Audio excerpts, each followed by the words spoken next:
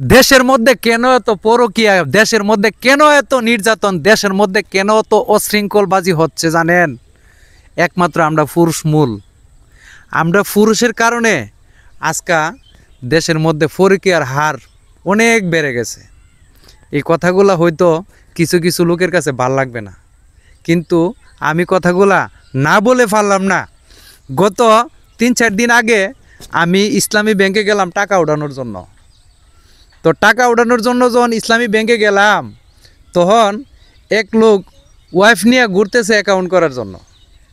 এখন অ্যাকাউন্ট যে করবে, মানে একজন অতারিজ দেওয়া লাগে, মানে যারার পুরান অ্যাকাউন্ট আছে আপনারা সবাই জানেন, যারার পুরান অ্যাকাউন্ট আছে হেরার একজন সিগনেচার লাগে, মানে এই সিগনেচারের জন্য ঘুরতেছে। তখন কোনো লোক পাইতেছে না।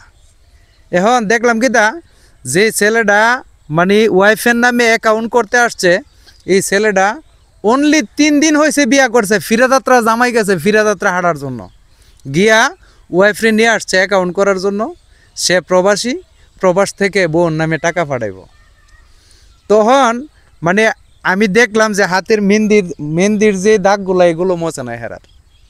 তাইলে 3 দিনের সংসারে যদি একটা স্ত্রীর নামে আমরা অ্যাকাউন্ট করে দিতে পারি, তাহলে ভাই আমরা কই বাস করতেছি, কোন জায়গাতে আমরা বাস করতেছি? এই কমন সেন্স কেন আমাদের থাকে না? কেন আমরা এই ধরনের কমন সেন্স নিয়ে চলি না? আজকে যে ভাইয়েরা প্রবাসে থাকে, অনেক কষ্ট করতেছে, টাকা উপার্জন করতে যে কতটুকু কষ্ট যারা প্রবাসে থাকে হেরা জানে। এই উপার্জনের টাকা আপনি দিচ্ছেন, আপনার স্ত্রী কি করতেছে আপনি যদি এই হিয়ালটা না রাখেন, তাহলে ভাই পরকীয়ার হার বাড়বেই। আপনি যদি আপনার স্ত্রীরে মানে সব কিছু স্বয়ংসম্পূর্ণ দিয়ে ভরণ পোষণ দিয়ে আপনার আয়তের ভিতরে না রাখতে পারেন, তাহলে এই স্ত্রী আপনার থাকবে না।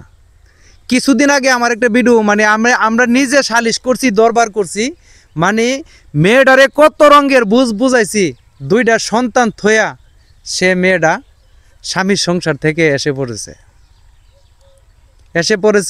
সবাই মিলা মুরব্বী অনেক বোঝানো হয়েছে, মেয়েটা স্বামীর সংসার করবে না। সে একটাই কথা, সে স্বামীর সংসার করবে না। তাইলে 8 বছর 9 বছর সংসার করলো, 2টা বাচ্চা হইল, তখন তো সে কোনো সমস্যা ছিল না। যে ছেলেটা বিদেশ গেছে, 3 বছর বিদেশ থাইকা সে ছুটিতে বাড়িতে আসছে। বাড়িতে আসার পরে হেরে প্রশ্ন করছে যে আপনি কেন বাড়িতে আসলেন? আপনারা তো আমি বলি নাই বাড়িতে হন আসার জন্য। তখন বিদেশতে বাড়িতে আসার 21-22 দিন পরই তখন সে আর হের ভাত খাইতো না।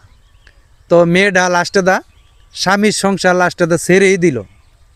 মানে শালির সর্দারি কইরা এরপরে যখন লাস্টে কাজী আসছে, কাজী পর্যন্ত এত বুঝাইছে মেয়েটারে, কিন্তু সে কোনো বুঝ মানে নাই। কাজী লাস্টে পর্যন্ত এই কথাটা পর্যন্ত কইছে যে আপনারা 1 মাস 2 মাস সময় দেওয়া হোক, আপনি বাপের বাড়িতে থাকেন, থাইকিয়া তারপরও আমরা দেখি আপনার মনডানি নরম হই, আপনি আবার পুনরায় স্বামীর ঘরে যান।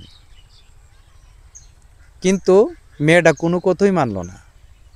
এখন এই যে এই ধরনের ঘটনাগুলো ঘটতেছে, এখন রমজান মাস চলতেছে, কালকেও ফেসবুকে 3-4টা ঘটনা দেখলাম, মানে সালিশ করতেছে, দরবার করতেছে, হাতে নাতিকে ধরতেছে, শুধু পরকীয়া।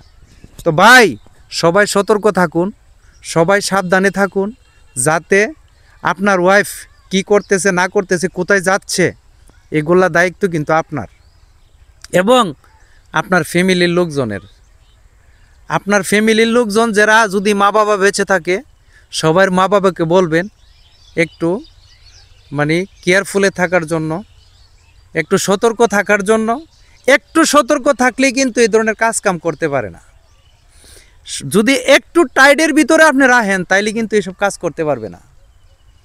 তো এই জন্য আমি সবার কাছে রিকোয়েস্ট করে বলি, মানে সবাই সতর্ক থাকবেন, যাতে এই ধরনের কেলেঙ্কারিজনক ঘটনা না ঘটে। আর মেয়েরা হয়েছে অবলা নারী, মেয়েদের যে দোষ নাই, দোষ আছে, তারপরও মেয়েদেরকে যখন ছেলেরা বুলিবালি দেয়, বিভিন্নভাবে বোঝা, বিভিন্নভাবে করে, তখন কিন্তু মেয়েরা আর ঘরে থাকতে পারে না। তো এই জন্যে মানে আমার কাছে খুব কষ্ট লাগছে যে এই বিষয়গুলো দেখে, যে আমরা একটু সচেতন থাকলে এই ধরনের ঘটনাগুলো ঘটতে পারে না। তো সবাই যদি ভিডিওটা ভালো লাগে দয়া করে অবশ্যই সবাইকে দেখার সুযোগ করে দিবেন, শেয়ার করবেন। ধন্যবাদ সবাইকে, ভালো থাকুন, সুস্থ থাকুন এই কামনা করি। আসসালামু আলাইকুম।